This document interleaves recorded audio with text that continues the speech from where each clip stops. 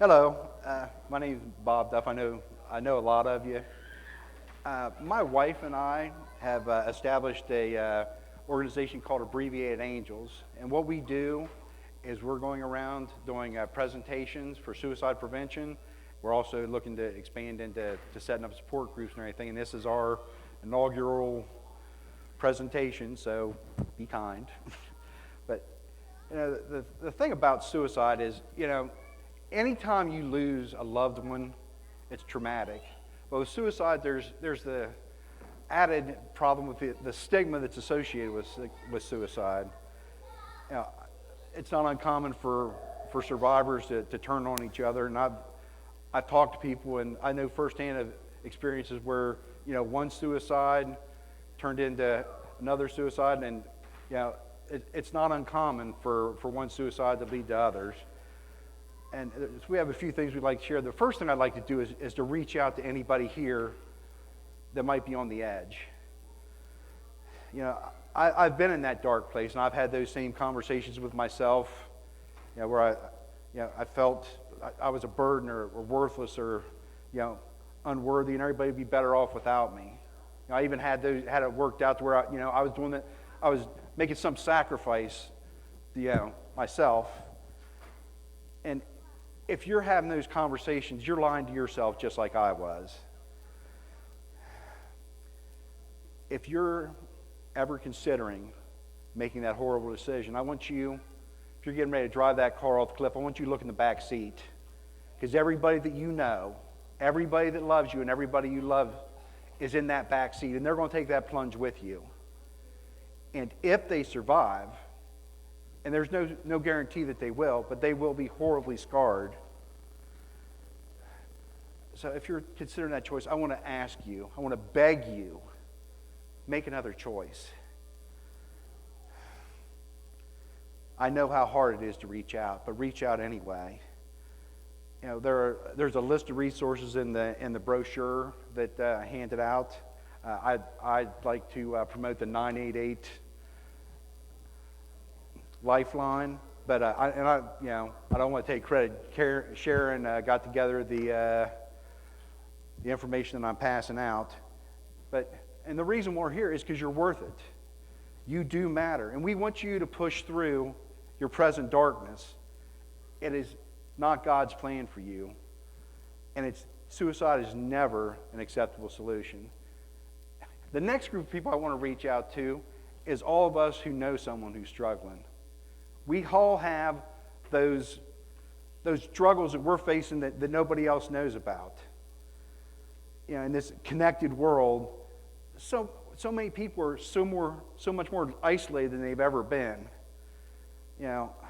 I'm ashamed to admit there have been times when I've walked past somebody that I knew could use a little encouragement, simply because I didn't have the time to reach out. I'm not proud of that, but I'm sure some of you can relate. Sometimes the smallest act can make all the difference in the world. The Golden Gate Bridge is one of the number one places in the world for suicides. And I was reading about a book about all the notes that have been left there. And there was one that just kind of jumped out at me. And it wasn't because it was so poetic or so profound. It was because I felt all the pain and the hurt that myself and anybody that's ever felt unloved and unwanted. It simply said, I'm going to walk to the bridge. If one person smiles at me, I'm not going to jump. And that just hit me it made me think, how many people did that person walk past? Was it a dozen? Was it 100? Was it 1,000? Would that person have been alive if they'd walked past me? Or would I have been too caught up in my own world to share a smile with a tortured soul? Would he been alive if he'd walked past you?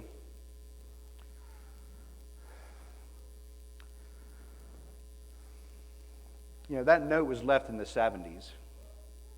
Are we a kinder, gentler world than we were then?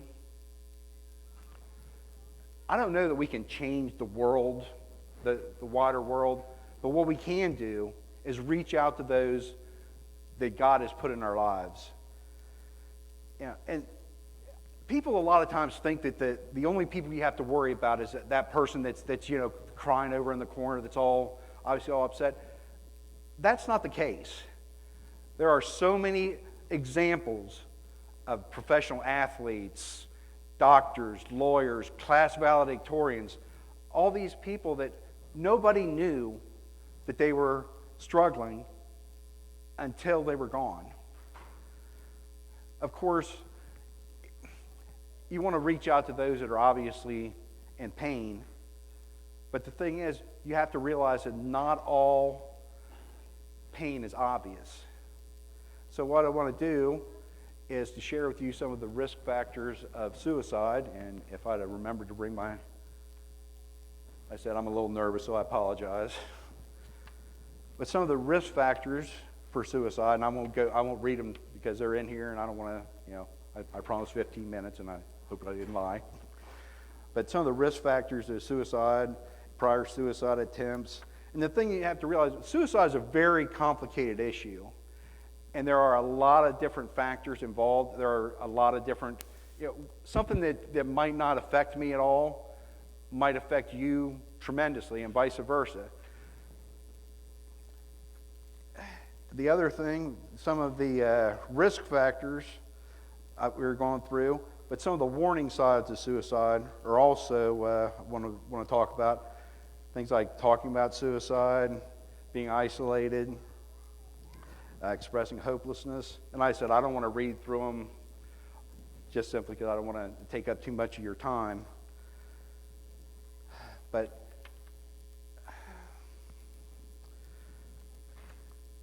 if you believe someone's considering suicide, and this part I do want to read, and it's here in your brochure, reach out.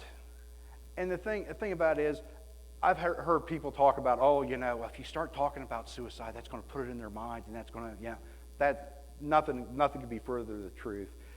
If you're having those feelings and those thoughts, it's like a pressure cooker, and talking about it just kind of can let some of that steam off, and let some of the pressure off, and it can save a life. And if you do want to talk to somebody, I tell you what, that QPR training that Sharon was promoting, she said many of you have had it. I could not recommend that highly enough. That is really good information. Does a way better job than I'm in the process of doing. But if you do want to talk to somebody, ask direct questions. Don't do that. You're not thinking about committing suicide, or you're not thinking of hurting yourself. When you're saying you're not, you're basically asking them to tell you that you're not. So ask direct questions. Like, how are you coping with what's going on in your life? Are you thinking of hurting yourself? But be direct, and realize that you might be what gives that person the hope, and gives by reaching out, you allow them to express what they're feeling. And I tell you what, that can be what saves somebody's life. It saved mine.